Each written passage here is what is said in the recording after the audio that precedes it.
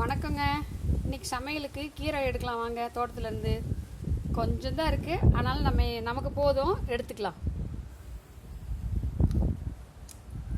சுக்குட்டி கீரை, மணத்தக்காளி கீரை நிறைய பேர் சொல்கிறாங்க இதுக்கு. ஆனால் இந்த கீரை ரொம்ப வாய் புண்ணுக்கெல்லாம் நல்லது, வயிற்று புண்ணுக்கெல்லாம். விதை போட்டு தாங்க வந்துச்சு, அதுவேலாம் வரல. இதில் வேறு வேறு செடி இருக்குது, அதனால் பார்த்து கட் பண்ணுறேன். இந்த மிளகா செடி ஒன்று இருக்குது, அவரை செடி ஒன்று இருக்குது, அதுக்காக தான் பார்த்து கட் பண்ணுறேன். இந்த கொடி சுற்றிட்டு இருக்கிற பாப்பா, அவரை கொடி சுற்றிட்டு இருக்குது.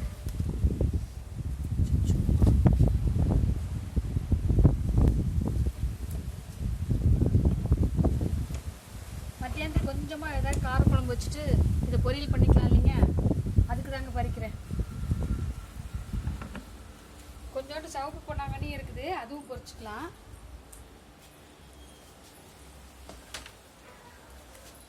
தலைன்னு இருக்கு பாருங்க, எவ்வளோ சூப்பரா.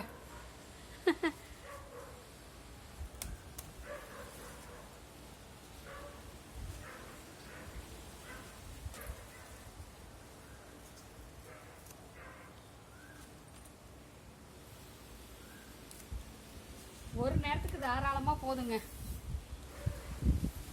க்ளீன் பண்ணி கொஞ்சமாக தேங்காய் போட்டு பொரியல் பண்ணிக்கலாம்.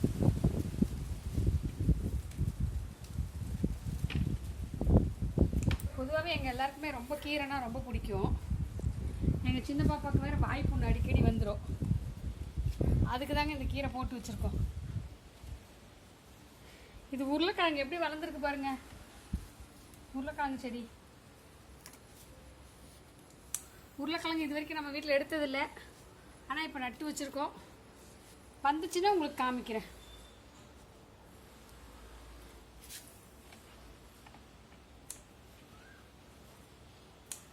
இது கூடவே அந்த பருப்பு கீரை எடுத்துக்கலாம், ஏன்னா பருப்பு கீரை கொஞ்சம் தான் இருக்குது, பத்தாது.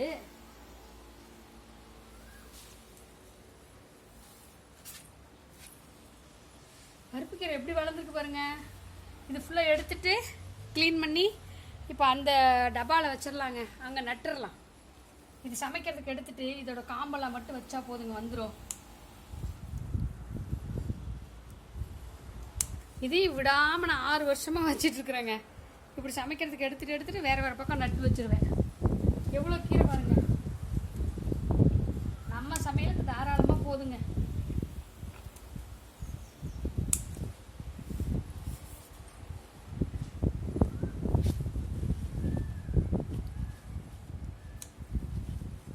சும்மா ஒரு டைம் பாஸ்க்கு வைக்கிறதா, ஆனாலும் அது நல்ல பலன் கொடுத்துருது நம்மளுக்கு.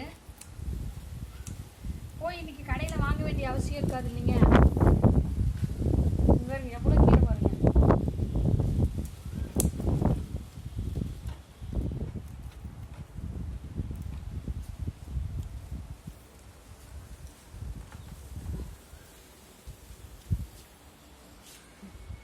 நிறைய இருக்குங்க, பார்க்குறதுக்கே ஆசையாக இருக்குது. ஏன்னா நம்ம வச்சு நம்ம விளைய வச்சு நம்ம இன்றைக்கி சமைக்க போகிறோம் போது ரொம்ப ரொம்ப சந்தோஷமாக இருக்குது. பாய், அடுத்த வீடியோவில் சந்திக்கலாம்.